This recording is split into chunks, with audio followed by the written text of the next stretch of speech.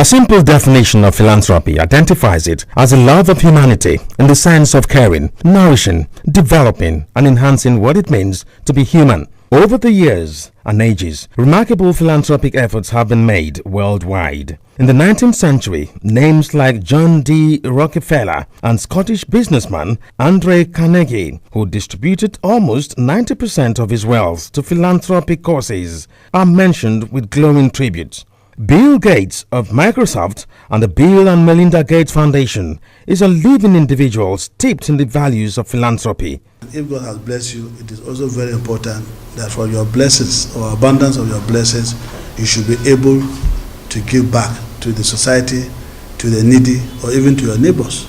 The name MKO Abiola remains indelible in the memory of Nigerians as a selfless individual and a natural philanthropist for his various gifts both to persons he came across and the society at large.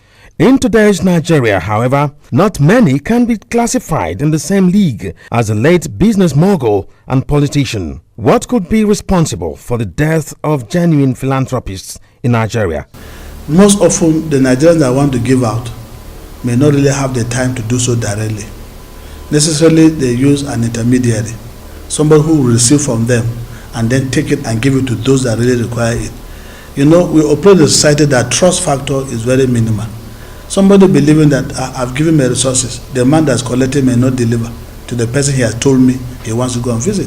So that level of distrust between the person serving as a mediator may make the giver very reluctant to want to give. It is obvious that current socioeconomic reality places a huge constraint on individuals with the will and means to give back to the society. This ultimately challenges government to ease the burden. I think it has been a problem of a lack of discipline in making obvious choices. Whenever we've had the opportunity to make collective decision making, we have preferred to take the easy road, and effectively, in the colloquial term, the chickens have come home to roost. Along the value chain, what has government done to actually encourage the citizens to, embrace that particular industry? So if the enabling environment is put in place, I want to believe that we, the citizens, we won't have any choice than to key in. Nigerians are people who like to be appreciated. The fact that I've given quietly and privately without somebody singing my praises may not be attractive to me. We would rather go to where announcements were made in our names to have given such an amount to somebody than to do so diligently, quietly, and out of love.